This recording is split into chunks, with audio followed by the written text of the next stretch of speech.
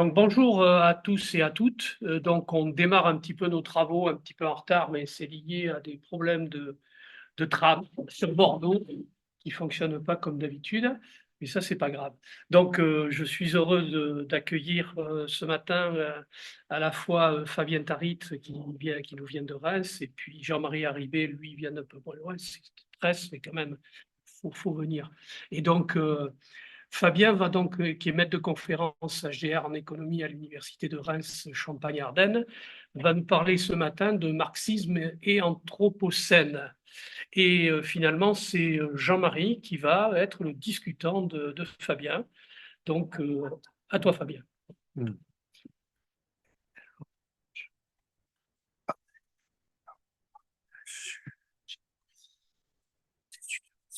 Mais attends, il faut faire partager d'abord ici. On est dessus là. Vas-y, partager là. Partage là. Bonjour. Oui, c'est un plaisir de venir comme chaque année ici pour ces discussions d'Espace Marx Bordeaux. Et là, j'ai eu, avec quelques lectures, m'ont donné l'intuition que parler de révolution, ça interrogeait de poser non seulement la question sociale, mais de poser la question sociale à côté de la question écologique, d'où marxisme et anthropocène. Alors, je me suis pas beaucoup creusé la tête pour trouver un titre. J'ai pompé ça sur l'un des tout derniers bouquins de Kwai Saito, le japonais, qui fait un petit peu de résonance dans les milieux militants sur la question écologique. Je reviendrai un petit peu sur son livre. En réalité, il va pas mal servir de socle pour ce que je vais dire ici. Alors, la question écologique et en particulier la question de la décroissance, mais pas paru a priori une question pertinente, et puis elle est devenue peu à peu. Elle n'était pas pertinente quand je lisais La Touche, que dans l'antimarxisme me repoussait assez vivement. Puis elle m'est devenue un peu plus intéressante quand j'ai lu Timothée Paris, qui sont Ralentir ou Périr, je crois que c'est ça le nom, et qui m'a paru un petit peu plus intéressant, mais il manquait un petit quelque chose. Et puis c'est dans Saito, la défense du qui fait du communisme de la décroissance m'a paru tout à fait stimulante. Et j'ai enfin trouvé des arguments pour défendre la décroissance que j'avais pas jusqu'à présent. Donc c'est un petit peu de ça dont je vais parler ici. Donc marxisme anthropocène, c'est voilà la question, c'est qu'est-ce que nous dit Marx sur le rôle de l'humanité dans la dégradation de l'environnement. Donc voilà quelques éléments de contexte, hein. On a d'un côté, on a la crise écologique mondiale qui s'approfondit de manière évidente, mais ça va sans dire, mais c'est quand même mieux quand on le dit, au sens où le climato-scepticisme a quelques adeptes, et donc voilà le changement climatique, c'est-à-dire que non pas seulement le réchauffement, mais aussi le changement, le dérèglement, c'est la désertification, l'érosion des sols, et puis la biodiversité qui s'effondre, et des espèces animales qui disparaissent par milliers. Et ça, je le mets en parallèle avec la phase contemporaine du capitalisme, contemporaine ouverte depuis une quarantaine d'années, à savoir la phase néolibérale. Je dis pas néolibéralisme, je dis que le capitalisme est dans une nouvelle phase si on reprend le vocabulaire régulationniste qui fait suite à la phase fordiste, la phase de compromis dans laquelle le capital-travail se mettait d'accord pour partager les gains de productivité. Puis à partir de la fin des années 70, début des années 80, il y a eu une victoire assez nette du capital contre le travail pour dire, voilà, je peux casser un peu plus les droits des travailleurs, ce qui se fasse depuis un peu plus de 40 ans. Et la conjonction de tout ça, ça déstabilise les fondements de la civilisation, je crois, et l'émergence de fous furieux à la tête de grands États comme les États-Unis, c'est un signe de ça. Voilà. Je pas besoin de citer, je pense que vous avez très vite compris de quel fou furieux je fais allusion. Et donc voilà, moi, ce que j'essaie enfin, l'idée de laquelle je pars, c'est que le capitalisme n'est pas capable d'offrir une alternative à ça. C'est, je, je dis pas que c'est déterministe, mais les conditions pour arriver à cet effondrement à la fois climatique et civilisationnel sont réunies. Et c'est le capitalisme qui est responsable de ça. Et du point de vue environnement, il peut pas faire grand-chose. Voilà, cette obsession pour l'énergie fossile, c'est un truc totalement délirant, mais après moi le déluge. Et si bien qu'il est beaucoup plus facile de concevoir la fin du monde que la fin du capitalisme. La fin du monde, on l'imagine, on la voit, on voit des phases totalement, totalement désertiques, notamment en Espagne. En Espagne aussi, on voit des inondations qui ont été extrêmement mal gérées par le pouvoir en place. Mais en tout cas, voilà, ça, on le voit. La fin du capitalisme, on, la, on peut la penser, mais elle peut même être objective, mais il manque une subjectivité pour ça. Et c'est encore autre chose sur lequel je vais revenir. Donc, effectivement, petit à petit, des mouvements sociaux se développent, des mouvements sociaux écologiques radicaux, y compris contre qui commencent, qui est l'Extinction Rebellion, je pense, et d'autres encore, qui commencent à mettre en cause, à mettre en cause le capitalisme, à dire ouais, bah, finalement, peut-être que faire du tri et rouler en voiture électrique, ça va pas suffire pour changer la donne. Évidemment, je suis un tout petit peu ironique quand je dis ça. Et la question qu'on se pose ici, on est quand même dans l'espace Marx. Quel rôle joue Marx là-dedans? Voilà, il y a quand même il y a cette idée qui a très largement été diffusée, répandue, y compris par certains marxistes eux-mêmes, que, je ne dis pas tous les marxistes, mais certains marxistes eux-mêmes, que Marx était productiviste. Voilà, Marx, c'est la production à l'infini. Il faut reconnaître que le régime stalinien a joué son rôle dans cette idée-là, et que le marxisme, ça marche uniquement pour l'Europe occidentale. Et donc, c'est un peu contre ces éléments-là que je vais essayer d'intervenir ici. Donc, on ne peut pas dire que le développement des forces productives en soi, il suffit d'augmenter la production pour que ça génère l'émancipation. Bon, ça suffit pas, ça. Je vais revenir un peu sur la question, et ça serait une nuance que j'aurais avec Saito là-dessus, puisque Saito remet radicalement en cause le matérialisme historique et la préface du 159, je vais revenir un petit peu là-dessus. Non, ce que je vais d'abord dire surtout, c'est que les rapports de production capitalistes, les conditions de production et de reproduction du capitalisme font peser une menace sur la nature et sur l'humanité. Donc, faut se poser les questions, il faut envisager le futur, il faut peut-être même construire des recettes pour les marmites de l'avenir. Et je pense que la formule de Marx était surtout une métaphore et il n'est pas complètement contre la vie qu'on essaie de penser un petit peu le futur, bien évidemment. Donc, ce que je vais essayer de construire ici, à travers une inspiration sur le livre de Seito, dont vous avez une image ici, Marx et l'Anthropocène, qui me semble pas encore être traduit en français, à moins que ça ait été fait en tout cas récemment. Donc, l'idée, c'est il faut essayer de voir l'avenir et de manière positive. Alors, j'allais dire ni rire, ni pleurer, comprendre comme Spinoza, mais n'empêche qu'il faut donner des clés normatives pour voir qu'est-ce qu'on va faire de demain. Donc, l'idée, c'est qu'il est possible, c'est pas la fin, voilà, on n'est pas dans l'histoire de millénariste et de dire voilà, c'est fini, on est foutu, après nous le déluge. Non, l'humanité peut toujours transformer la planète de manière harmonieuse, mais pour ça, il faut quelques changements radicaux, à commencer par repenser le lien entre l'humanité et la nature. Donc, associer la question socio-écologique et Marx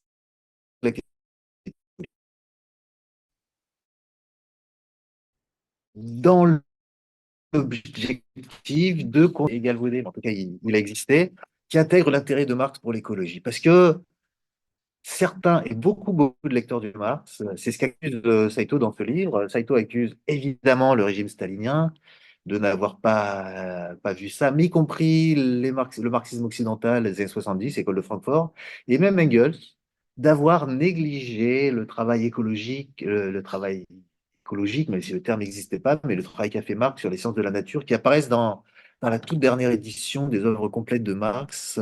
Donc, on peut construire une critique écologique du capitalisme à partir de Marx, et les travaux récemment déterrés, si j'ose dire, de Marx peuvent nous aider à le penser. Donc, mon objet ici, ça va être de développer la question de la rupture métabolique dans le marxisme, plutôt, je ne vais pas arriver à une réponse définitive, juste donner quelques éléments de réflexion et, si possible, nourrir la discussion. Donc, construire une écologie marxienne, d'une part, en rétablissant la critique écologique qui existe chez Marx. Ensuite, en défendant un futur socialiste non prométhéen dans l'idée que le progrès technique va tout faire. Et puis émettre l'hypothèse d'un communisme décroissant. Et là, sur certains de ces aspects, je vais me mettre dans les pas de Saito qui défend ça. Je trouve, il y a certains éléments que j'ai à peine évoqué là, que j'évoquerai à peine dans ce livre qui peut se poser problème. En tout cas, la question du communisme décroissant, c'est fait pertinent. Donc d'abord, la critique écologique de Marx. Oui, Marx était écolo. C'est pour ça que j'ai fait figurer dans la première page de ce diapo Marx en vert, parce que oui, il y avait une pensée écologique chez Marx, et pas seulement des petits bouts. Marx, il a très, très sérieusement pensé cette question-là, et pourtant, c'était négligé. Ça a été très largement négligé. Très largement négligé. D'une part, les écolos étaient le courant écologiste a très largement, pas entièrement évidemment, et je sais, tu es associé à ce courant-là, et précisément tu fais de ceux pour lesquels Marx et l'écologie n'étaient pas les ennemis, mais une large fraction du courant écolo était plutôt anti-ouvrier, anti-marxiste. Voilà, les ouvriers dans les usines ça pollue, donc on est contre les ouvriers. Je suis un petit peu schématique, mais c'est une partie de ce schématisme-là qui était repris là-dedans. Et puis, à l'inverse, euh, la seule, ou presque le seul État qui s'est revendiqué du marxisme à une échelle massive, à savoir l'URSS, était responsable d'une catastrophe environnementale. Voilà, là, vous avez Tchernobyl qui est en photo. Et donc, quand on se revendique de Marx et qu'on provoque une catastrophe écologique, c'est compliqué de s'allier avec, de poser la question écologique sérieusement. Donc, évidemment, il va sans dire, ça va mieux de le dire, mais il va quand même sans dire que le régime soviétique tel qu'il existait est profondément éloigné du marxisme, peut-être autant que Marx était de la religion ou je ne sais quoi. Donc voilà, ça va sans dire, mais c'est quand même mieux de le dire. Donc voilà, c'est cette rencontre-là qui a été, qui a été bloquée, voilà, par le régime du RSS, par les marxistes occidentaux et par quelques autres choses. Alors la chute de l'URSS, c'était très probablement un recul subjectif pour le marxisme, parce qu'il y avait quand même 1917 qui disait, voilà, c'est possible. Mais, mais n'empêche que ça a ouvert des horizons. À commencer par la critique écologique du capitalisme par Marx, l'écosocialisme, hein, c'est John Bellamy Foster, dont vous avez la traduction française ici en image, l'écologie de Marx, Marx écologiste, qui donne des repères, des catégories, des clés. Vous avez Michael Louvi qui a fait beaucoup de choses. Vous avez également Jean-Marie Haribé qui fait partie de ce courant. Évidemment, tu me reprends si tu n'es pas d'accord, Jean-Marie, hein. Et puis, vous avez aussi d'autres travaux qui font revivre le marxisme, comme celui d'Andreas Malm, de Frank Fischbach, de Frédéric Lourdon, sur la réhabilitation du communisme. Voilà, le communisme, même que l'écologie était, d'une certaine manière, l'écologie a été appropriée par certains courants écologistes, pas les courants, plutôt des courants du côté du capital, et de même, le communisme a été approprié par ce qui, objectivement et fondamentalement, étaient des anticommunismes. Et donc, il s'agit de remonter la pente et donc des travaux sur le communisme, mais aussi sur l'après-capitalisme, comme l'a fait Naomi Klein sur ses travaux sur la stratégie du chaos, et y compris Thomas Piketty, qui, je trouve, évolue assez favorablement dans les dernières années, quelles que soient les critiques qu'on peut faire sur ses travaux. Il n'en reste pas moins que le Piketty des années 90 était beaucoup plus conservateur que le Piketty de 2024. Donc voilà, l'idée, c'est qu'il y a des travaux, qui existent sur la redécouverte de l'écologie de Marx. Voilà. Et ça, c'est central. On ne peut pas faire une critique sérieuse du capitalisme si on ne pose pas la question écologique. C'est ce que je pense et c'est surtout ce que pensait Marx. Et donc, dans les œuvres complètes qui sont parues récemment, des choses qui ont été redécouvertes, des travaux de Marx sur la question écologique. Donc, le capitalisme est destructeur. C'est faux. Ça va peut-être sans dire, mais ça va pas nécessairement de soi, puisque quand même, on apprend dans les facultés d'économie, en réalité, dans les facultés d'économie, les étudiants, ils apprennent pas ce que c'est le capitalisme. Voilà. Pour la plupart, ils apprennent ce que c'est un agent rationnel, comment il fait pour maximiser son bien-être. Et donc, le capitalisme est donné. Voilà.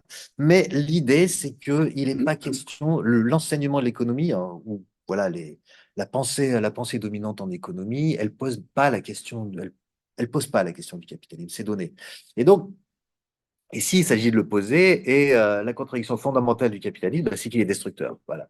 Il est destructeur jusqu'à quel point il va détruire la nature tout en prétendant être bio. Voilà, c'est le capitalisme vert qui était pas mal documenté. Donc l'idée, c'est que le capitalisme, accumuler, ça voilà, des prophètes, disait Marx, il va accumuler sans fin. Le capitalisme, le capital, il a faim. Et c'est même pas, dans certaine mesure, on ne peut pas lui reprocher d'avoir faim, le capital, parce que c'est un accumulant qui vit. Et donc la seule possibilité pour le capital de vivre, c'est d'accumuler. Voilà. Et en accumulant, le capital est destructeur. Le problème d'accumuler, c'est d'accumuler sans fin, et il y a des limites naturelles. La nature est limitée, la Terre est finie, donc le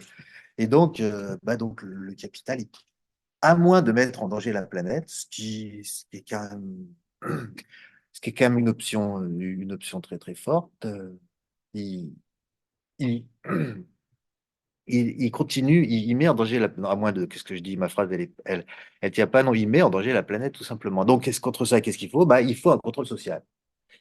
Il faut un contrôle social. Il faut soit que le capital soit contrôlé, ou alors le capital contrôlé, mais ce qui pose pas mal de problèmes, ou alors que simplement que on peut très bien dire, comme le disait Marc, le capital n'est pas nécessaire. Voilà. Une libre association des producteurs serait incompatible avec la logique capitaliste, et donc, pour en finir avec la crise écologique, il faut peut-être aller de ce côté-là. Et puis, pour réguler le métabolisme entre les hommes et la nature. Et cette régulation-là, elle n'est pas possible dans la logique du capital. La logique du capital, c'est l'accumulation, et l'accumulation menace l'existence humaine. On peut nous raconter toutes les histoires qu'on veut. Ouais, mais attends, on va faire du capitalisme vert. Oui, le capitalisme vert, c'est les 5 là. Voilà. Accumuler bio. Ou Total qui se pend vert. Total qui se pend vert, ça peut dépendre. C'est beaucoup de choses de, de- de cette nature-là. Donc, la critique se fait à 3 niveaux. D'une part, les processus cycliques sont perturbés. Le processus cyclique du métabolisme naturel est perturbé par l'épuisement des sols, par le fait que la nature est utilisée de manière incompatible avec son propre cycle. La rupture, elle est d'une nature spatiale au sens où le gaspillage est concentré dans les grandes villes et le corollaire, à la fois le corollaire et la conséquence, c'est les conditions de vie paysannes sont dégradées. Et puis la troisième rupture, c'est qu'elle est temporelle, c'est que le temps de la nature, c'est pas le temps du capital. Voilà. Souvent, on entend dire que la ressource de la planète sont utilisées à tel moment de l'année. C'est ce qu'il dit souvent. Donc, ce que j'essaie de dire ici, alors c'est pas vraiment moi qui le dis, c'est Marx, mais je m'associe à ce qu'il dit, c'est que la vraie barrière à la production capitaliste, c'est le capital lui-même. Voilà. Au respect de l'environnement. Donc, le changement capitaliste, ça veut dire que c'est la fin du rêve prométhéen, ce que je disais, voilà, on peut faire ce qu'on veut de la nature avec le progrès technique, et donc c'est la nature qui prend sa revanche en disant, vous l'avez bien cherché, vous l'avez bien cherché. Vous avez voulu, alors la nature, elle choisit pas forcément ses victimes, hein. Les personnes qui ont souffert des inondations à Valence sont même pas du tout celles qui ont provoqué le dérèglement, pas dérèglement climatique, mais voilà, c'est ainsi que ça se passe. Donc, la question de la continuité entre l'homme et la nature est centrale à mes yeux, et et pour connaître la nature, il faut connaître les rapports sociaux. Pourquoi? Parce que l'accumulation capitaliste repose sur la destruction des deux fondements de la richesse, et ça c'est du Marx dans le texte, hein, le capital détruit deux choses, l'homme et la nature. Voilà. Alors, et voilà, et donc mon idée ici, c'est que il faut relire le matérialisme historique. Matérialisme historique, la théorie de l'histoire de Marx qui dit que l'histoire se développe avec une conjonction entre forces productives et rapports de production. Les forces productives se développent jusqu'à ce qu'elles rentrent en contradiction avec les rapports de production. Ainsi se modifient les rapports de production. C'est une formule de Marx. Mais voilà, cette question du développement des forces productives, elle n'est pas aussi nette que ça. Je vais y revenir dans un instant. Et donc, je parlais d'un futur socialiste et qui passe pas uniquement par le progrès technique et le développement des forces productives. Alors, encore déprendre, c'est pas encore ce qu'on entend par les forces productives, mais c'est la question de l'anthropocène. Voilà, je l'ai dit entre les lignes, mais il y a pas mal de critiques, y compris qui relayent beaucoup de socialistes, de marxistes que j'ai évoqués ici. C'est d'anthropocène fétichiste au sens où il va dire c'est l'homme. C'est l'homme qui est coupable. Donc toi, tu es un homme, donc tu es coupable. Et donc, n'importe quelle personne partout va dire, bah, voilà, c'est de ma faute s'il y a des règlements climatiques, donc il faut que je fasse quoi? Bah, faut que je trie mes déchets, faut que j'arrête de prendre ma voiture ou je ne sais quoi. Et donc, si on s'en tient à ça, si on dit que l'humanité est responsable et qu'on est dans l'anthropocène, on rate un petit peu, on est un peu fétichiste, on rate un petit peu la cible. C'est pour ça que je suis plutôt, et je pense que Jean-Marie va beaucoup parler de ça juste après, je suis plutôt dans l'idée que la question, c'est du capitalocène. Le terme est relativement récent. Andreas Malm, me semble-t-il, est à l'origine de ce concept. Ça revient à dire que la nature est exploitée, tout comme le travail. Donc, il faut combiner la critique de l'économie politique et l'analyse écologique. C'est dans ce sens que Marx distinguait deux types de métabolisme, hein, le métabolisme social comme le métabolisme naturel, qui tous les deux sont rompus dans le capitalisme. Donc, ce que je dis ici, c'est que la société, de même que la société n'existe pas sans la nature, les rapports sociaux, ils sont tels qu'ils sont, ils ont leurs propres propriétés, qui n'existent pas sans les humains. Ce qui peut être dit autrement, c'est que la question environnementale, elle apparaît en raison d'une organisation spécifique du métabolisme social, en particulier les énergies fossiles, qui génèrent une rupture. Donc, euh, et le capitalisme, il ne va pas chuter tout seul. C'est pas parce qu'il y a une baisse du taux de profit, quand bien même elle existe, et je sais que la théorie de Marx sur le profit, elle est elle est tout à fait discutable, elle mérite des discussions. Non, il n'y a pas de loi d'airain du chute du capitalisme, ça va pas, il n'y a pas de déterminisme, le capitalisme, il va pas tomber tout seul, mais il y a des éléments contradictoires. Voilà. Le capitalisme, à la fois, utilise la nature pour compenser les coûts qui augmentent parce que la nature est épuisée, et donc il va dépasser les limites naturelles. Donc l'idée, c'est là, mais c'est pas pour autant que le capitalisme va s'effondrer tout seul. Donc, faut lui donner un petit coup de main. Et justement, je me suis interrogé sur la question des forces productives. Il y a une tendance quand même à dire que voilà, les forces productives, elles sont neutres. C'est des forces productives, d'un côté, des forces productives matérielles qui se développent, et de l'autre côté, on a des rapports de production sociaux qui sont l'enveloppe dans laquelle se développent les forces productives. Bah, c'est pas aussi évident que ça, c'est important, à mon avis, de mettre le point sur la question. C'est les forces productives capitalistes sont-elles émancipatoires? Un progrès technique capitaliste qui est capable de construire de, réaliser des choses extrêmement, est-ce qu'elles sont vraiment utiles? Voilà, on a évidemment le cliché du jet privé qui ne sont pas forcément nécessaires pour l'humanité. Donc la question c'est quelle nécessité de développer les forces productives et puis lesquelles? Et puis lesquelles forces productives? Donc quand on parle des nouvelles technologies, de quelles nouvelles technologies est-ce qu'on parle? Est-ce qu'on parle des nouvelles technologies qui sont capables précisément de respecter le cycle biologique ou est-ce on parle des nouvelles technologies qui ne servent qu'à accumuler le capital? C'est la raison pour laquelle Marx lui-même, hein, dans ses derniers écrits, c'est à partir du moment où peu de temps avant de publier le premier livre du Capital, 1867, qu'il a commencé très sérieusement à réfléchir à ces questions-là. Il est devenu de plus en plus critique sur le potentiel émancipatoire en soi du développement des forces productives. Les forces productives, elles peuvent également être destructrices. Donc, ce que je veux dire par là, c'est que le capital, plutôt les forces productives du capital, et donc le capital implique une transformation qualitative des forces productives. L'organisation sociale du travail, c'est également destructeur. Et certaines formes de forces productives sont destructrices. Donc cette idée de forme sociale et contenu matériel que j'évoquais tout à l'heure, elle mérite d'être dépassée. Pourquoi? Parce que les travailleurs, ils sont soumis aux exigences du capital, et le développement des forces productives, d'une certaine manière, prive les travailleurs de leur subjectivité. Aujourd'hui, la manière dont les forces productives, de tout temps, à vrai dire, la manière dont le capital souhaite développer les forces productives vise à empêcher les travailleurs soit de penser pour eux-mêmes, soit de s'organiser. Aujourd'hui, s'il y a une déstructuration du milieu de travail qui fait qu'il y ait beaucoup de sous-traitance, qui fait qu'il y ait on dit beaucoup, s'il n'y a pas beaucoup il y a pas beaucoup de syndiqués, bah, donc les syndicats sont nuls. Non, c'est pas ça que ça veut dire. Ça veut dire que les structures de travail sont telles, sont tellement disloquées qu'il est plus complexe de se syndiquer. Voilà ça. Euh, et donc tout ça, ça disloque. Et donc les forces productives ont beau se développer, bah, ça conduit pas nécessairement à à un meilleur futur. Donc les forces productives ne sont pas neutres. Elles ne sont pas indépendantes. Si on dit qu'elles sont neutres, bah, tout de suite, bon, elles sont neutres, donc il faut qu'on les développe pour améliorer le bien-être. Et donc on les fétichise et on vire au productivisme.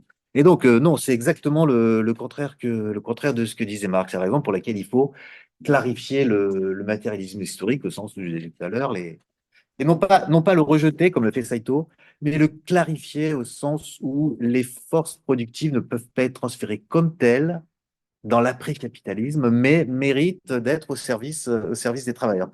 Donc, il faut se garder d'un optimisme technocratique qui dirait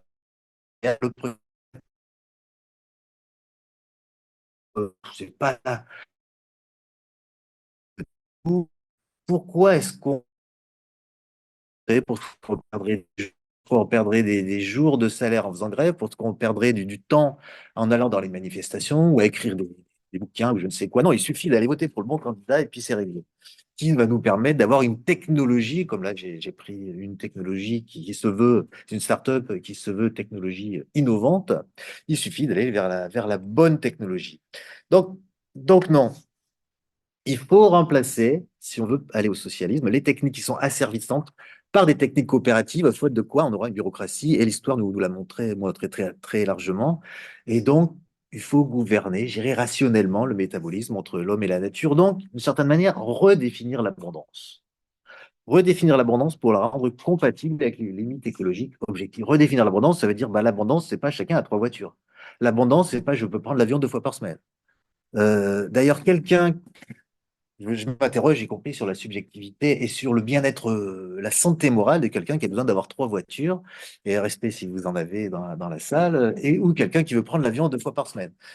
Et je veux. Alors après, c'est pas uniquement une question morale, c'est des fois, 2 voitures, on peut tolérer des gens qui habitent dans des zones qui sont pas du tout desservies par les transports en commun et qui ont besoin de 2 voitures pour aller travailler.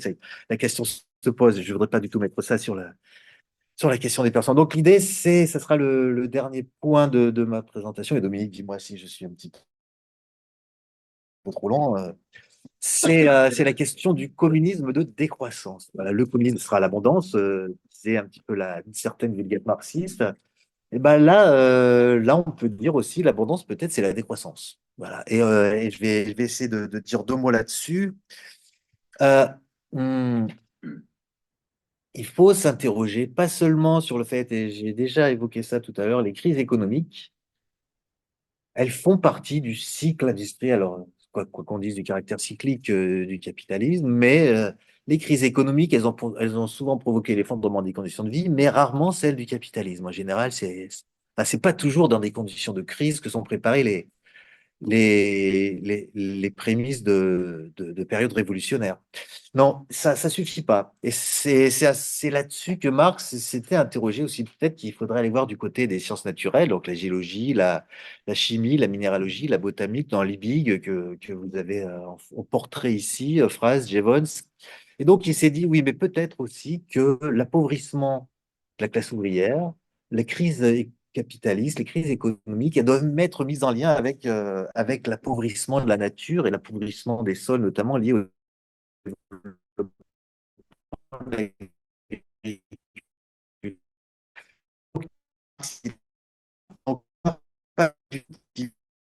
dit, ouais, mais et donc le capitalisme il pose des problèmes écologiques. Et puis, d'un autre côté, comme je l'évoquais tout à l'heure, Marx, il n'était pas non plus eurocentriste. Au contraire, et ça, c'était dans la dernière, pas tout à fait, peut-être dans le dernier tiers, le dernier quart de sa vie, il s'est mis à étudier des sociétés non occidentales, y compris non capitalistes, hein, donc, il prenait une position anticolonialiste, une position abolitionniste. Et donc, il a étudié notamment l'Irlande, hein. Vous avez l'ouvrage, enfin, vous avez un recueil de textes que Marx et Engels ont écrit sur la question irlandaise. Et là, Marx, précisément, il disait, ouais, pour que l'Irlande soit indépendante, il faut que la classe ouvrière irlandaise prenne le pouvoir. Et puis après, il dit, ouais, mais comme ils sont colonisés par l'Angleterre, si la classe ouvrière anglaise joue pas son rôle, c'est foutu. Et donc, il y a aussi ces questions-là qui se posent. Et puis, sur la question de la Russie, et ça aussi, c'est des textes de Marx qui sont rarement cités. Il fréquentait les populistes russes, hein, notamment Vera Zasulich, avec lesquels il a très largement correspondu dans les dernières années, de sa vie.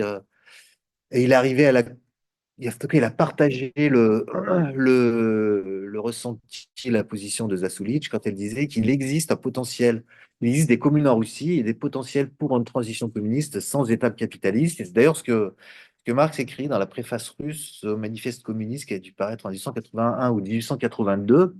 Et donc voilà, on a un Marx qui sort un petit peu de tous les sentiers qui avaient été battus par la tradition marxiste, qui lui a je le dis, je pèse mes mots, qui lui a fait dire à peu près n'importe quoi, parce que, et puis les marxistes doivent ramer pour sortir de ce que la tradition marxiste a fait de lui. Et donc voilà, le communisme de la décroissance, c'est ces éléments-là, d'une part, c'est une interaction soutenable entre l'homme et la nature, et c'est aussi le lien entre une production coopérative et une société communale. Et tout ça, c'est en lien avec des éléments, ce que je dis sur la pensée du dernier Marx, hein, du dernier Marx. Je dis le dernier Marx, non seulement pour référence au livre de Mousteau tout récent, mais certainement pas pour dire qu'il y avait un jeune Marx et un Marx de la maturité qui pensait des choses différentes. Absolument pas. Le Marx de la maturité n'est autre qu'un développement du jeune Marx. En tout cas, c'est ce que je pense profondément. Et donc, euh, ce que concevait Latouche, je pense, de manière maladroite, Paris de manière un petit peu plus claire et Saito de manière, à mon avis, tout à fait éclairante, c'est que le communisme de décroissance est tout à fait possible, l'existence de communes sans croissance économique, mais il s'agit de savoir qu'est-ce que la croissance a, euh, du bien-être, une certaine valeur ajoutée. Mais l'idée, c'est que la croissance n'est ni soutenable ni désirable. Donc, il s'agit quoi? Il s'agit pas de retourner à la vie frugale, retourner à la campagne. Il s'agit d'avoir une abondance de richesse. Mais une abondance de richesse, ça veut dire de la richesse, non pas de la richesse métal, de la richesse qui correspond au bien-être. Euh, Et je préfère, oui, vous voyez, je préfère avoir une discussion sympathique avec des collègues, avec des amis, d'une soirée autour d'un verre. Ça va me prendre la soirée entière et ça m'apportera beaucoup plus de bien-être que si j'avais acheté je ne sais quel bibelot. Ou si j'avais passé du temps dans un supermarché ou dans un marchand, un concessionnaire d'automobile pour acheter une voiture. Donc, l'épanouissement, ça passe par la richesse sociale, ça passe par la richesse naturelle, et tout ça, c'est incompatible avec les objectifs du capital. Ça, quand je parlais de concentration du gaspillage dans les villes, ça renvoie avec l'exode rural. L'exode rural, il est à quoi? Il est lié à l'accumulation primitive du capital. Donc, défendre la décroissance communiste contre la rareté capitaliste, la rareté sociale et artificielle, en tout cas, c'est l'hypothèse que je soumets à discussion, c'est résoudre la rupture métabolique et ça permet d'avoir une abondance non consumériste. Voilà. Le bien-être, ça n'a pas grand-chose à voir avec la consommation en réalité. Je suis même d'avis de dire que au-delà de la satisfaction des besoins matériels, des besoins essentiels, il n'y a pas grand-chose à voir entre le niveau bien-être et le niveau de richesse. Ça me paraît, voilà, après c'est tout à fait subjectif et je peux me persuader que ma quatrième voiture ou mon quatrième yacht va m'apporter un bien-être supplémentaire par rapport au troisième et tout ça, là, faut aller du côté du consumérisme et de la consommation ostentatoire chez les blêmes. Donc voilà, il s'agit d'exproprier ceux qui précisément exproprient la nature et le travail, et donc rétablir l'unité originelle qui existait entre l'homme et la nature, donc remplacer la marchandisation, le capital en quelque sorte, par la communisation de la richesse. Et donc, il s'agit de réguler consciemment. Alors tout ça, voilà, c'est des clés très, très vastes et très générales que je donne. Et je n'ai pas non plus les instruments pour tourner la clé, mais voilà l'idée générale, c'est que l'abondance, c'est pas un seuil technologique, mais c'est un rapport social. Voilà, c'est un rapport social à partir du moment où l'abondance, c'est que chacun peut non seulement peut satisfaire ses besoins alimentaires, mais s'adonner dans la mesure du possible à son activité libre et autonome. Et voilà, il s'agit de mutualiser le travail. Mutualiser le travail, ça veut dire aussi que, bah oui, mais quand on dit toujours, oui, mais on dit, ouais, mais dans le community, faire le travail, ce serait épanouissant. Et là, la question qui me revient souvent, mais qui est-ce qui sort les poubelles? C'est un travail alors, c'est un peu le cliché du travail désagréable. Et ben, si, je sais pas, si chacun 3 heures par semaine sur les poubelles, que ce soit partagé, ça devrait être possible. Donc voilà, le communisme de décroissance que j'évoque ici, enfin que je relaye ici, c'est produire moins. Donc produire moins, ça veut dire supprimer les productions inutiles pour avoir plus de temps libre, pour moins peser sur l'environnement et puis pour élargir le domaine de la liberté parce que précisément parce qu'on a plus de temps libre vers un développement humain qui soit libre et soutenable. Alors voilà, encore une fois, là, je donne des clés, je propose une discussion, sachant que je suis très très loin d'imaginer, non, d'imaginer comment y parvenir. Alors peut-être 2 mots encore pour dire comment, quels- quelques catégories, quelques repères pour dire comment le communisme de la décroissance, c'est-à-dire le contraire de la croissance illimitée, peut rétablir le métabolisme entre l'homme et la nature. C'est que bah, l'objectif, c'est la valeur d'usage et non plus la valeur d'échange et donc le profit. Et donc la valeur d'usage, elle comprend le bien-être et également la nature qui fait partir du bien-être. C'est la diminution de la production de biens non essentiels et il y en a beaucoup. Il y a énormément de biens non essentiels, de, de métiers, y compris de métiers non essentiels, hein. Alors là, évidemment, c'est Grébert et les bullshit jobs. Dès que vous demandez à quelqu'un quel est ton métier qui commence par dire je suis conseiller, on peut avoir quelques doutes sur le fait que son métier soit socialement utile, par exemple. Conseiller de quelque chose, évidemment, hein. Il s'agit également d'abolir la subordination de la division du travail, c'est-à-dire que voilà, chacun doit pouvoir savoir ce qu'il fait. Parce que quand on sert un boulon, évidemment, l'image de Charlie Chaplin, elle est un peu datée, mais il en reste pas moins qu'il y a encore aujourd'hui. Aujourd'hui, on sert pas un boulon, mais on remplit des tableaux Excel. Et à quoi ça sert de remplir des tableaux Excel? En quoi est-ce que c'est moins élément de remplir un tableau Excel que de serrer un boulon? En tout cas, ça fait partie de la subordination de la division du travail. Et puis, euh, et puis aussi que la coordination peut très bien dire qu'elle passe plus par la concurrence marchande. Depuis quand est-ce que la concurrence est quelque chose de positif? On apprend ça dans les manuels d'économie aussi. La concurrence, c'est pour le bien parce que ça fait de l'émulation. Oui, je réfléchis 2 secondes, même 3 secondes, la concurrence, c'est la guerre. Et donc, la concurrence, c'est destructif. Et donc, la concurrence, y compris, ça peut être la concurrence entre les humains et donc la concurrence entre les salariés. Non, on peut passer par la coordination par comité. Voilà, on travaille ensemble dans la même unité, dans le même secteur, on discute ensemble, et puis on voit et on discute avec les autres comités. Et puis aussi cette possibilité que le travail matériel et le travail intellectuel soient très largement associés. Voilà, et ça, c'est dans les comités. Le fait que oui, les travailleurs manuels, dits manuels, peuvent très bien participer à la décision. Voilà, c'est tout un ensemble d'éléments pour dire que je crois profondément et je pense qu'on a des éléments pour dire que la décroissance non seulement est incompatible avec le capitalisme, mais elle peut être compatible avec une forme de communisme plutôt qu'un socialisme productiviste. Voilà, le communisme, c'est pas le productivisme. En tout cas, c'est cette réflexion-là que j'ai eu envie de partager avec vous. Et donc, de l'idée, voilà, c'est un communisme avec abondance, sans croissance, et sans la rareté artificielle qui est créée par le capitalisme, parce que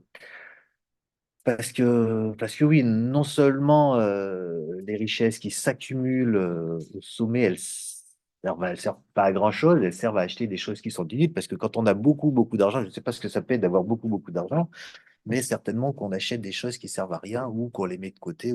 Mais en tout cas, il s'agit d'en finir avec ces éléments-là. Donc voilà quelques éléments. C'est comme c'est toute cette première fois que j'essaie cette réflexion, peut-être que c'est un peu confus et je m'en excuse. Et en tout cas, je suis prêt à discuter. J'en ai terminé là. Bravo. Merci beaucoup.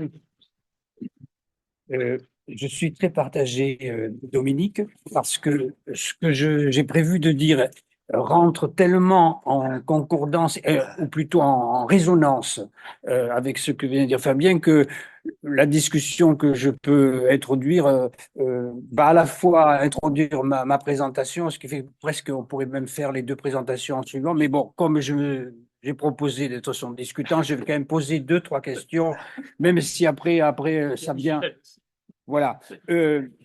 Bon, je suis absolument d'accord avec ta problématique, évidemment, à savoir au départ l'articulation entre la critique sociale du capitalisme et la critique écologiste, et c'est indispensable, ça devrait même être passé dans le b.a.-ba de la critique aujourd'hui. Je suis aussi d'accord avec le fait que tu interroges dès l'entrée la relation entre les forces productives et les rapports de production, et donc ça permet d'aller réinterroger Marc là-dessus, donc je suis tout à fait d'accord avec ça aussi, et évidemment avec l'ensemble de tes propositions sur le dépassement des, des techniques aliénantes pour mettre en place des techniques que tu appelles coopératives, également sur les conclusions sur la nouvelle conception du bien-être que tu esquisses à la fin. Euh, euh, mais je suis peut-être, et alors ça va faire partie de la discussion ensuite, hein, je suis peut-être moins convaincu par le livre de Saito que j'ai lu, et dès qu'il est sorti en France, là, moins ce point d'interrogation. Je suis moins convaincu, d'abord parce que je pense que il se donne le beau rôle dans la mise à l'évidence du fait que Marx est dès le départ, dès les manuscrits de 44, le métabolisme, ça y est, c'est présent dans les manuscrits de 44. Après, c'est repris dans l'introduction à la critique de l'écopo que tu as cité, c'est repris dans le Capital à plusieurs reprises. Bon, bref, en revanche, je pense que Seito met peut-être le doigt, et tu l'as abordé à la fin, mais plus le doigt, et à mon avis à juste titre, sur le fait que à la fin de sa vie, Marx a peut-être effectivement euh, pas mal amendé sa vision linéaire de l'histoire. Et donc le fait qu'il se soit intéressé à ce qui se passe en Russie, ce qui se passe en Inde, et notamment qu'on trouve dans sa correspondance avec Vera Zaussich, je crois que ça c'est tout la raison. Ensuite, est-ce qu'il peut conclure Marx est un décroissant, point d'exclamation. Bon, là, c'est à discuter. Je ne sais pas si tu as vu le dernier livre de Daniel Tanuro, qui est paru aussi cet automne, sur toutes ces questions-là. Lui, il dit, bon, Seito l'exagère, dire que Marx est un décroissant, c'est un anachronisme. Et Tanuro va jusqu'à dire ça. Bon, lui aussi peut-être exagère un peu, mais il faut le laisser, je pense, en termes d'interrogation. Donc il y a une vraie interrogation, euh, conclure par un point d'exclamation aussi affirmatif, peut-être que là, il faut faire preuve d'un minimum de prudence. Ensuite, et je terminerai par là, je pense que il y a un gros manque chez Saito. C'est-à-dire que la question, si on veut articuler l'évolution des forces productives et les rapports de production, il y a la question de la valeur au centre. Et Saito, c'est silence radio sur la question de la valeur. Bon, il ignore ce que c'est peut-être, enfin, je ne sais pas, il y a dans son bouquin, et dans un article que j'avais lu précédemment de lui, avant que celui-ci soit traduit, je pense que c'était pareil, cette question de la valeur, et donc d'une nouvelle redéfinition de la valeur, hein, chose que tu as qu'à la fin, à mon avis, ce n'est pas présent chez Saito, de même que, euh, bon, admettons, on va vers une société de décroissance, comme tu l'as défini, mais par quel cheminement? Par quelle stratégie? Par quelle transition? Alors ça, c'est le point aveugle et de tout le monde. Hein. C'est pas que Saito, c'est pas que toi, c'est pas que c'est moi, pareil. Et tout le monde bute sur la question de la transition, c'est-à-dire du passage d'une société où le profit est la règle de base et la règle ultime, à une société où on réduit l'espace du profit et on agrandit celui du non-marchand, mais par quelle transition et sur quelle force sociale, bien sûr, s'appuyer. Bon, ça, c'est notre point aveugle, la stratégie. Je pense que, bon, voilà, je pense que ce sont ces questions-là sont, qui restent encore l'épine dans le pied de tous les mouvements et théoriciens anticapitalistes, critiques du capitalisme. Bon, voilà. Mais tu vois, c'est un bâton rompu, plus sous forme d'interrogation que. Mais en tout cas, je suis ravi que tu sois venu nous dire tout ça. Michel. Euh, Puis après, oui. Non, tu voulais peut-être répondre dessus à Jean-Marie, non? Mais je Oui, non? sais pas, je peux, hein, vas-y, tu décides. Sinon, on a le temps, ou je dis pas? rien. On a le temps, puisqu'on a démarré un peu plus tard. On va décaler les séances. On a une marge de manœuvre entre midi et deux. D'accord, mais je peux. Pas extensive. Je peux intervenir. D'accord. Donc, je rappelle que cette question-là, je l'ai abordée dans le cadre des rencontres Marx il y a au moins 12 ans. Bon. Mais c'est bien de revenir sur cette question. Alors, je suis d'accord avec beaucoup d'aspects de ton intervention. Sur la question, par exemple, de la technologie, parce que chez Marx, dire que c'est pas clair, c'est un euphémisme. Sur la question de l'abondance, redéfinir l'abondance, ça m'a fait penser à Marshall Salis. Quand il étudie les sociétés primitives et qu'il dit ce sont les premières sociétés d'abondance, il dit abondance par la voie zen. Je suis aussi tout à fait d'accord avec le communisme de décroissance. Donc, je ne vais pas continuer à dire tout ce qui est en phase avec la communication, mais je vais en revanche soulever des points critiques et qui renvoient en fait à ce qui relève de la marxologie, l'exégèse des textes de Marx. Je ne suis pas du tout d'accord avec cette idée. Il me semble que tu as laissé entendre à la fin qu'il y avait une continuité dans la réflexion de Marx entre le jeune Marx et le vieux Marx. Et moi, j'ai le sentiment que, on peut dire symboliquement, à partir de 1871, Marx dit tout ça, fondamentalement.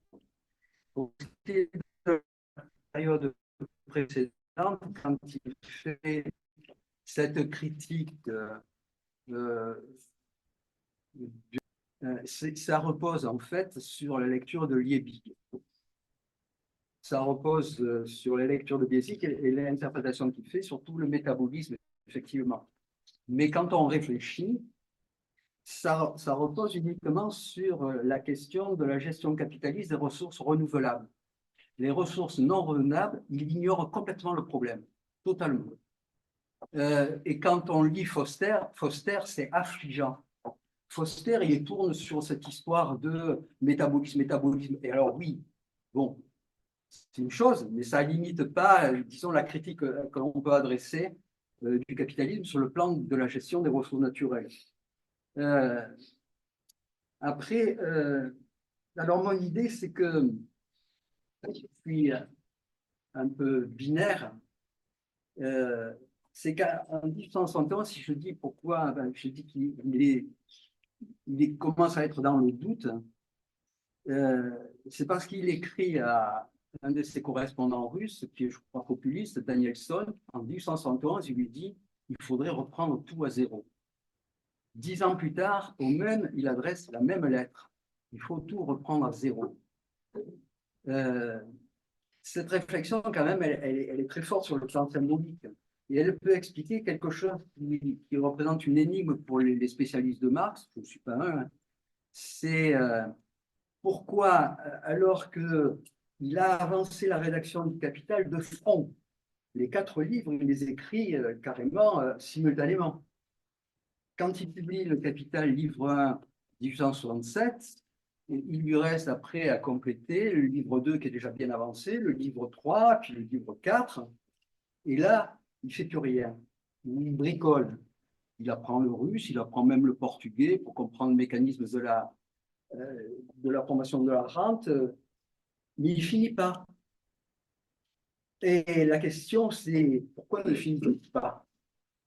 Il y en a qui disent parce qu'il est perfectionniste. Moi, je me dis, en résonance à la lettre qu'il écrit à Danielson, parce qu'il doute. Et ça correspond à plusieurs événements. Il y a la Commune de Paris, qui ébranle quand même un petit peu sa conception du processus révolutionnaire. Parce que rappelez-vous, quand la Prusse et la France partent en guerre en 1870, Marx et Engels échangent des lettres en disant j'espère que Bismarck va foutre la pâtée à Napoléon III pour prouver la supériorité du prolétariat allemand sur le prolétariat français. Bon, il y a ça. Il y a pensé que la révolution, elle partirait peut-être d'Allemagne, mais certainement pas de France, donc, parce que le prolétariat était en retard. Et en plus, il était proudhonien. Il y a aussi le fait que je crois que c'est en 1871 qu'il découvre Morgan, Lewis Morgan, l'anthropologue, et qui l'ouvre à ce que tu as évoqué, c'est-à-dire ces communautés primitives qui sont communistes. Il découvre le communisme primitif. Et puis, il évoque aussi les lettres à Vera Zasulich. Il n'y a pas eu une énorme correspondance. Hein. Vera Zasulich, elle est populiste. Elle écrit à Marx. Elle s'adresse au maître. Elle lui écrit en disant en Russie, il y a des types qui se disent marxistes, qui se réfèrent à vos œuvres et qui disent on est dans le féodalisme, pour passer au communisme, on doit passer obligatoirement par l'étape transitoire du capitalisme. Est-ce que vous êtes d'accord? Et Marx écrit plusieurs réponses, puis finalement, ça doit un peu le tourmenter, et puis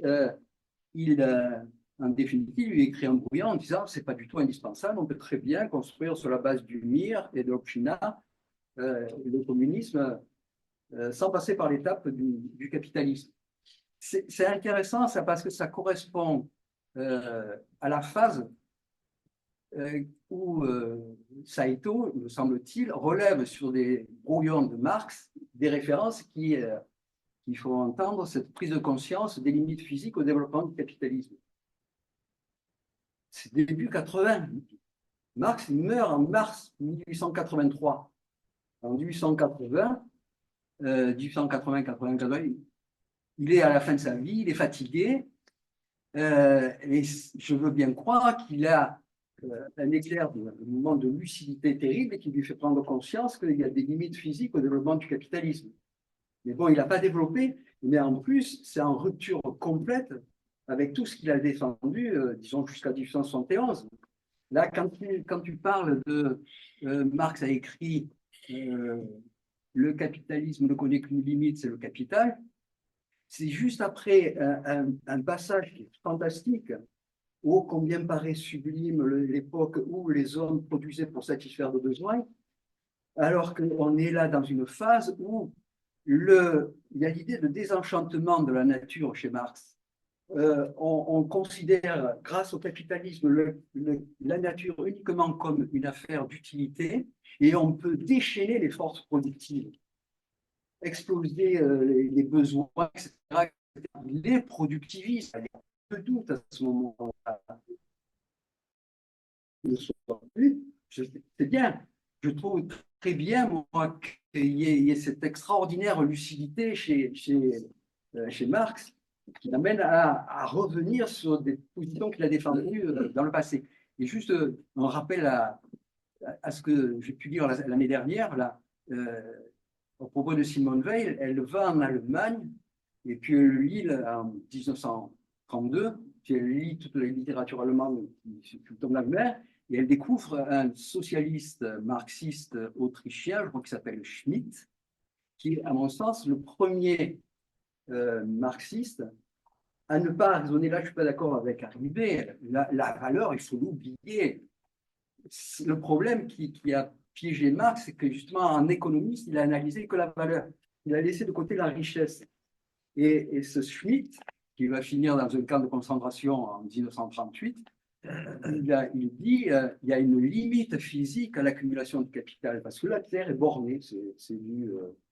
On ne peut pas faire une croissance infinie dans un monde fini. Voilà, c'est tout ce que je voulais dire. Ok. Ouais. Merci à tous les deux pour ces remarques et ces questions extrêmement riches et pertinentes, et je ne pense pas forcément des questions auxquelles j'avais pensé moi-même. Mais ouais, peut-être commencer par vous sur la question. Ouais, merci pour cette référence à Tanuro. Marx n'est pas décroissant, Marx n'est pas écologique non plus, Marx n'est pas féministe non plus. quand bien même ils disent que le degré de civilisation dépend du degré d'émancipation des femmes, dans ses pratiques personnelles, je suis pas sûr non plus, mais après tout, la question qui nous intéresse pas, c'est pas la personne de Marx, c'est ce que Marx a pu construire comme pensée, comme courant. Marx et Engels disent toujours. Donc, Marx n'était pas écologiste parce que le terme écologiste n'existait pas, pour une première raison. Marx était. Mais pour autant, et ça renvoie un petit peu aussi à l'aspect de l'évolution de la pensée de Marx, euh, pour autant, il était quand il commence à dire que le capital détruit la nature, de même que Marx n'était pas décroissant parce que ces questions-là ne se posaient pas, mais peut-être pour, pour, pour présenter les choses autrement, je dirais plutôt. Ouais, mais alors, je dirais plutôt, euh, ça, c'est, je crois, il me semble que c'est une formule de Lénine qui dit que le marxisme n'est pas un dogme, mais un guide pour l'action. Et justement, je ne veux pas faire du marxisme un dogme, au sens où, je veux dire, Marx avait raison sur tout, donc c'est notre Bible. Et je dirais aussi, je ne pense pas non plus que Marx soit un homme du 19e siècle. Concrètement, il est du 19e siècle. Ça, c'est le livre de Sperber. Sperber, Marx, il a bien raison de dire ce qu'il avait dit au 19e, mais c'était bien beau et c'était triste, mais maintenant ça tient plus. Sauf que non, sauf que moi ce que je pense, c'est que Marx et Engels, ils nous donnent des clés, ils nous donnent une méthode pour penser, des clés pour essayer de comprendre le monde aujourd'hui. Et c'est un petit peu en ce sens-là aussi que je crois que l'évolution de la pensée de Marx, elle doit être comprise comme ça. C'est pour ça que dire jeune Marx et ancien Marx, alors il y a la version althussérienne qui la met en 1845 et l'idéologie allemande, il y a la version que tu évoques ici avec 1871. Moi, je pense tout simplement que, comme tout le monde, on a une pensée qui évolue. Mais je pense que les souhaits d'émancipation qui sont dans le Marx, dans les, y compris dans les poèmes qu'il écrit quand il est jeune, en 1841 et 1842, y compris dans son texte sur le vol de bois en 1840, à peu près à la même époque, euh, ils contiennent quelque chose. Ils contiennent quelque chose. Tout n'est pas dedans. Voilà, dans la préface du 159, la théorie de l'histoire. C'est quelque chose de super ramassé, ça dure 2 pages, et on dit ouais, mais c'est simpliste, évidemment, c'est un résumé de 2 pages. Et toute la pensée de Marx, elle est ailleurs et dans l'idéologie allemande. Et donc, je crois que tout ça, c'est un fil qui nous aide à. Il ne s'agit pas de réhabiliter la personne de Marx, mais il s'agit de réhabiliter une pensée qui nous aide à non seulement à interpréter le monde, mais à le transformer, pour, si je me permets de paraphraser la 11e thèse. Donc, euh, je pense qu'il faut saisir les choses comme ça et le comprendre comme une pensée en progrès, une pensée en devenir. Voilà, c'est un peu ça que je vois. Alors après, sur d'autres éléments, oui, la pensée, c'est une chose. Et puis après, qu'est-ce qu'on fait? Qu'est-ce qu'on fait? Quelle stratégie? Tu te demandes, Jean-Marie, qu'est-ce qu'on évoque? Eh ben, si on ne pose pas, et là, je suis d'accord avec toi, hein, plus qu'avec Nicolas, si on ne se pose pas la question de la valeur, je crois qu'on est foutu. Je crois si on se dit pas, oui, mais qui est-ce qui crée la valeur? Comment se répartit cette valeur? Quelle est la logique, quelle est la logique de ces éléments et quel impact ça a sur le taux de profit, sur l'accumulation capitaliste? Je pense qu'il faut qu'on se la pose. Et il est vrai que tu as raison de me signaler que ça ne se la pose pas. Ce qui peut poser un problème. Après, c'est un choix de dire, je ne la mets pas ici. Mais si j'ai l'impression que si on ne se pose pas la question de la valeur, on tombe dans le travers des économistes marginalistes néoclassiques à la fin du 19e siècle qui ont commencé à dire la valeur, on s'en fiche, c'est pas notre problème. En réalité, c'est pas que c'est pas leur problème, si, c'est leur problème, justement. Parce que si tu commences à poser la question de la valeur, tu commences à dire oui, mais comment est répartie la valeur? Il y a celui-là qui travaille et qui a pas beaucoup il y a pas beaucoup, qui en a pas beaucoup, celui-là qui travaille pas et qui en a beaucoup. Ah, c'est un problème. Donc, si tu commences à dire valeur, tu commences à dire exploitation. Et si tu commences à dire exploitation, tu commences à dire rapport social à la lutte de classe. Et donc, c'est embêtant. C'est embêtant. Adam Smith et Ricardo, ils sont vachement bien, mais pourquoi ils parlent de valeur, quoi? L'économie, elle est tellement plus facile et plus simple sans valeur. Voilà, c'est. Alors après, je dis ça de manière un petit peu légère, mais à mon avis, si on se pose pas la question de la valeur, et donc oui, je suis d'accord, Saito ne la pose pas. Il pose pas sérieusement, à mon avis, les questions du matérialisme historique. Il dit, il faut jeter le bébé avec l'eau du bain. Les 2 pages, elles sont pas tout à fait exactes. Ben non, pas tout à fait exactes parce que c'est 2 pages. Euh, et donc, il faut tout jeter. Je suis pas sûr de ça. Je pense qu'on peut le faire un peu sérieusement. Et puis je trouve aussi que Saito, et je vous invite à le lire pour ceux qui ne l'ont pas fait, il est extrêmement injuste avec Engels, parce qu'il dit que si l'écologie de Marx n'a pas été vue, c'est de la faute d'Engels. Je comprends. Je trouve que c'est un peu facile de taper sur le collègue et ami de Marx de cette manière. Bien, merci. Je vous propose de prendre 3 minutes de repos.